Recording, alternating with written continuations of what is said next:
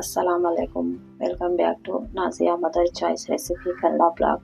ಹೇಗಿದ್ದೀರಾ ಎಲ್ಲರೂ ಚೆನ್ನಾಗಿದ್ದೀರಾ ಅನ್ಕೊಂತ ಇವತ್ತಿನ ರೆಸಿಪಿ ಶೇರ್ ಮಾಡ್ತಾ ಇದ್ದೀನಿ. ರಸಮ್ ರೈಸ್ ತುಂಬ ರುಚಿಯಾಗಿರುತ್ತೆ.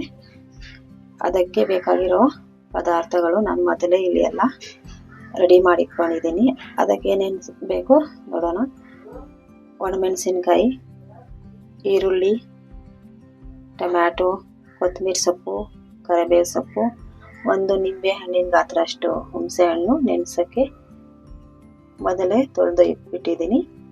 ಇಲ್ಲಿ ರಸಮ್ ಪೌಡರ್ 1 ಟೀ ಸ್ಪೂನ್, ಅಕ್ಕಿ ಮತ್ತು ತೊಗರಿ ಬೇಳೆ ತೊಳೆದು ನೆನೆಸೋಕ್ಕೆ ಇಟ್ಕೊಂಡಿದ್ದೀನಿ. ಇಲ್ಲಿ ಬೆಳ್ಳುಳ್ಳಿ ಒಂದು 10, ಜೀರಿಗೆ ಸ್ವಲ್ಪ, ಕಾಳು ಮೆಣಸು ಸ್ವಲ್ಪ.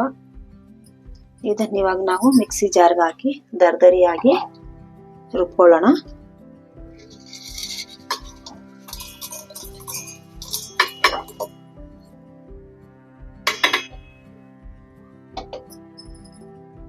ನೋಡಿ, ಈ ತರ ದರ್ದರಿಯಾಗಿ ರುಬ್ಕೊಂಡಿದ್ದೀನಿ. ಇವಾಗ ಸ್ಟವ್ ಮೇಲೆ ಕುಕ್ಕರ್ ಇಟ್ಕೊಂಡು ಸ್ಟವ್ ಆನ್ ಮಾಡ್ಕೊಳ್ಳೋಣ. ಕುಕ್ಕರ್ ಬಿಸಿ ಆಗಿದೆ. ಇದರಲ್ಲಿ 1 ಟೀ ಸ್ಪೂನ್ ಆಗುವಷ್ಟು ತುಪ್ಪ ಹಾಕೊಳ್ಳೋಣ. ಎಣ್ಣೆ ಸ್ವಲ್ಪ ಹಾಕೊಳ್ಳೋಣ. ಎಣ್ಣೆ ಬಿಸಿ ಆಗಿದೆ. ಸಾಸಿವೆ ಹಾಕೊಳ್ಳೋಣ. ಸಾಸಿವೆ ಚಿಟಪಟ ಅಂದಮೇಲೆ ಒಂದು ಹಾಕೊಳ್ಳೋಣ. ಕರಿಬೇವು,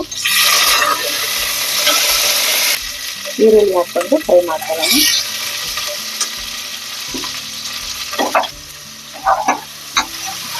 ಈ ಥರ ಚೆನ್ನಾಗಿ ಫ್ರೈ ಮಾಡ್ಕೋಬೇಕು. ಈರುಳ್ಳಿ ಫ್ರೈ ಆಗಿದೆ. ಟೊಮಾಟೊ ಹಾಕೊಳ್ಳೋಣ. ಟೊಮಾಟೊ ಹಾಕೊಂಡು ಫ್ರೈ, ರುಚಿಗೆ ತಕ್ಕಷ್ಟು ಉಪ್ಪು ಹಾಕೊಳ್ಳೋಣ.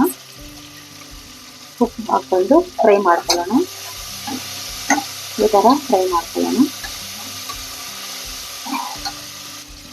ನಾನು ಸ್ವಲ್ಪ ಅರಿಶಿನ ಪೌಡರ್ ಹಾಕ್ಕೊತೀನಿ. ನೀವು ಬೇಕಾದರೆ ಹಾಕ್ಕೋಬೋದು, ಇಲ್ಲಾಂದರೆ ಸ್ಕಿಪ್ ಮಾಡ್ಬೋದು.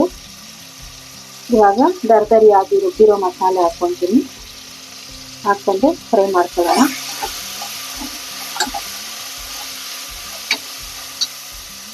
ಇದನ್ನ ಫ್ರೈ ಮಾಡ್ಕೊಂಡಿದ್ದೀನಿ. ಇವಾಗ ರಸಮ್ ಪೌಡರ್ ಹಾಕೊಳ್ಳೋಣ.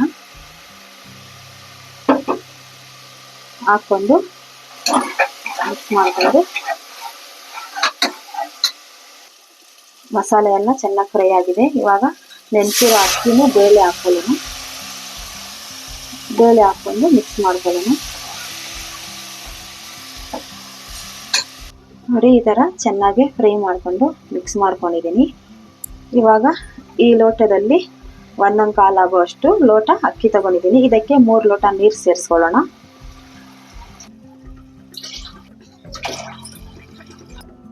ಇವಾಗ ಮಿಕ್ಸ್ ಮಾಡಿಕೊಂಡು ಉಪ್ಪು ನೋಡಿಕೊಂಡು ರುಚಿಗೆ ತಕ್ಕಷ್ಟು ಹಾಕೊಳ್ಳಿ. ಇವಾಗ 3 ವಿಸಿಲ್ ಹೊಡೆಸ್ಕೊಳ್ಳೋಣ.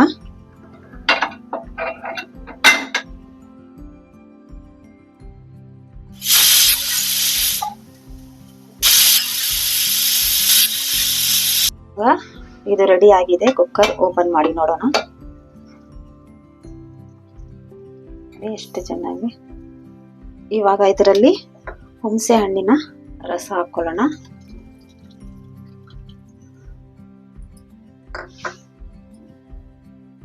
ಹುಣಸೆ ಹಣ್ಣಿನ ರಸ ಹಾಕೊಂಡು ಮಿಕ್ಸ್ ಮಾಡ್ಕೊಳ್ಳೋಣ.